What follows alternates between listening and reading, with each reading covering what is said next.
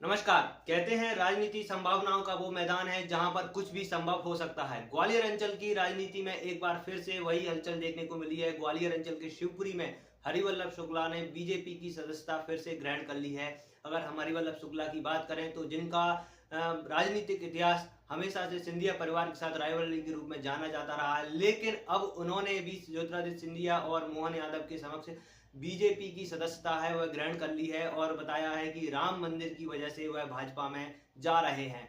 हालांकि अगर हम बात करें हरिवल्लभ शुक्ला की राजनीति की तो माधवराव सिंधिया जिन्होंने उनको राजनीति के काका सिखाए, लेकिन समय के साथ उनकी सिंधिया परिवार के साथ में दूरियां बढ़ती चली गई और दूरियां इतनी बढ़ती चली गई कि 2004 के लोकसभा चुनाव में उन्होंने ज्योतिरादित्य सिंधिया के खिलाफ ताल ठोका गुना और शिवपुरी लोकसभा क्षेत्र से, लेकिन 86,000 मतों की उनको शिकस्त भी हासिल हुई। और यही वह समय था जब बूथ कैप्चरिंग जैसे आरोप भी लगे और इसी के दौरान पहली बार ज्योतिरादित्य सिंधिया को भी शिवपुरी कलेक्ट्रेट के सामने धरने पर बैठना पड़ गया था। तो लगातार जो हरिवल्लभ शुक्ला हैं वह अपने राजनीतिक बयान विशेष रूप से सिंधिया परिवार पर तीखे हमलों की वजह से जाने जाते रहे हैं, लेकिन अब एक बड़ा परिवर्तन आया है और यह ज्योतिरादित्य सिंधिया के जो विश्वसनीय मंत्री हैं गोविंद सिंह राजपूत, उन्होंने एक मीटिंग करी